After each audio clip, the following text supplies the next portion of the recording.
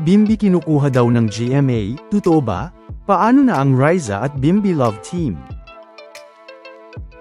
Pero Bimbi mas pinili ang The Bark ads. Riza at Bimbi nagpakilig pa rin kahit hindi sa Eat Bulaga.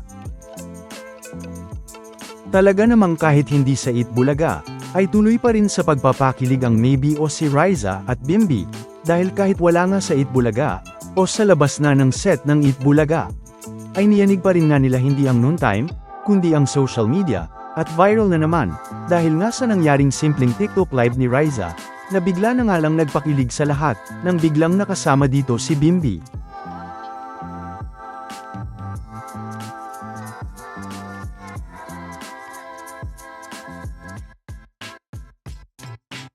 Kaya naman, ang normal na TikTok live lang ni Riza May, ay biglang ang napuno ng kilig, dahil tila extended na naman ang kilig na hatid ng Maybe.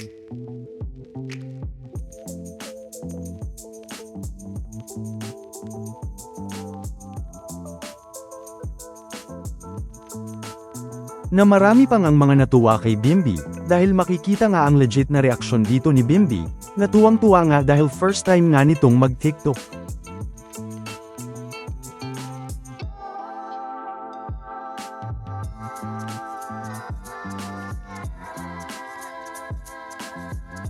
Nagpasalamat din nga sila sa mga gumagawa ng mga edits nila, ganun na rin nga ang mga videos nila noon sa My Little Bossing.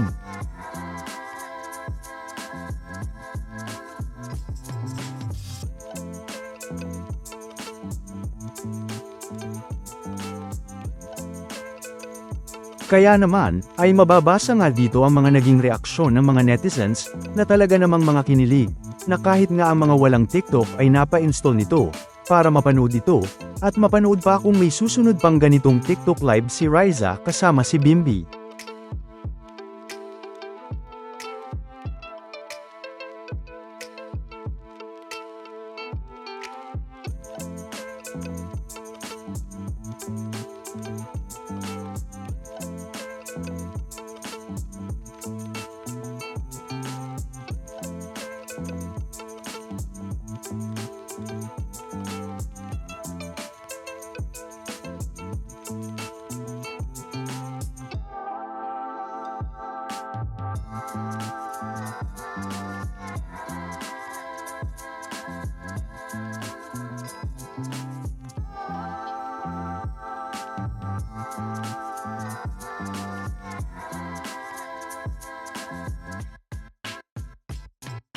Napatunay nga lang kung gaano kalakas at kalaki ng potensyal ng Maybe, hindi lang dahil sa dami ng mga sumusuporta dito, kundi dahil sa dami ng pinapakilig nito hindi lang sa Pilipinas, kundi maging sa iba pang mga bansa.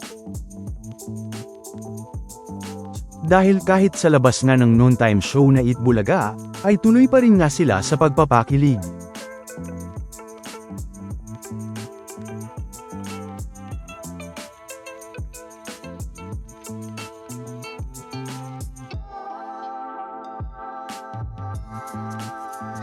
Pero, totoo nga bang gustong kunin o sinusubukang kunin di umano ng GMA si Bimbi, dahil sa di umano'y mabilis na pag-ingay ng pangalan ni Bimbi sa showbiz, at biglang pag-viral at pag-trending nito sa social media?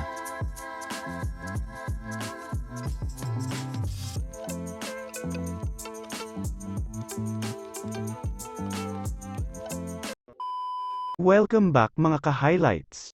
Bago tayo magpatuloy ay maaaring mag-subscribe at i-click ang notification bell para updated kayo sa mga susunod pang videos, at paki-like na rin ang video, share at mag-comment na rin. Maraming salamat po. Talaga namang inulan nga tayo ng mga Facebook messages mula sa mga ka-highlights natin, na mga nagtatanong nga, patungkol nga sa sinasabi nilang paglipat o pagpasok ni Bimbi sa showbiz, pero bilang isang kapuso. At ganun na rin nga sa ilang mga comments sa ating mga videos sa YouTube.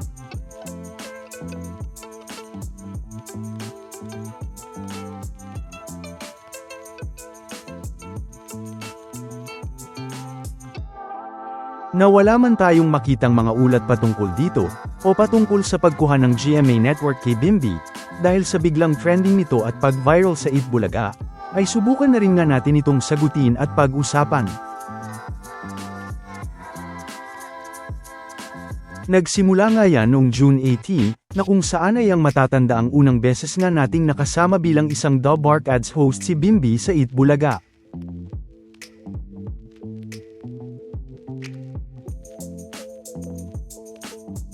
Kaya naman matatanda ang gaya ng una na nating napag-usapan, ay isang certified The Bark Ads na nga si Bimby, na inulan pa nga ng fake news noon ang Eat Bulaga dahil kay Bimby.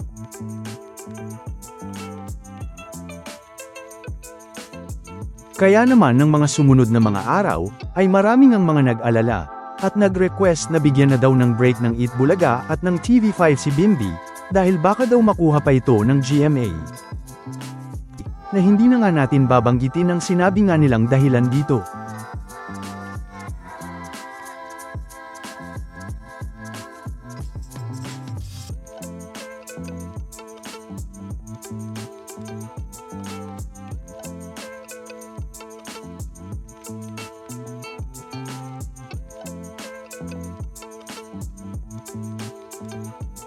Pero, matatandaan din namang halos ang GMA Network nga naman kasi, ang ilang beses nagbalita patungkol nga sa posibleng pagpasok ni Bimby sa showbiz, magmula pa nga noong 2023.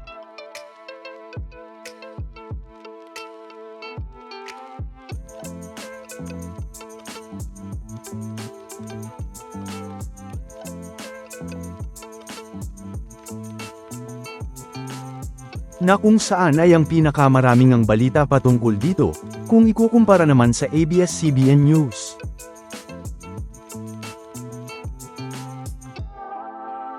Na kahit pa nga ngayong 2026, dahil sa isang post ni Miss Kris Aquino na nagpasalamat sa suporta kay Bimby sa Eat Bulaga, pero syempre ay hindi naman nabanggit ng GMA News dito ang Eat Bulaga.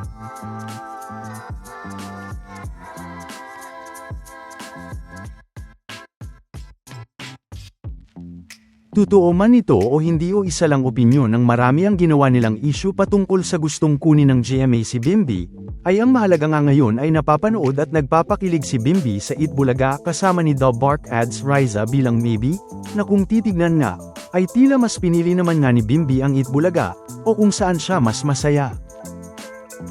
Na matatandaang, kahit pa nga si Miss Kris Aquino, ay matatandaang masaya sa pagpasok ni Bimby sa Eat Bulaga, at nag-request pa nga na maging guest host ito sa Eat Bulaga.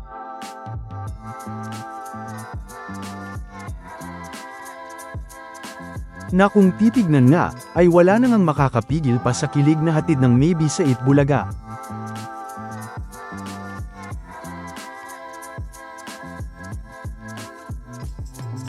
Samantala, ano naman ang mga masasabi nyo patungkol sa mga napag-usapan natin sa video na ito?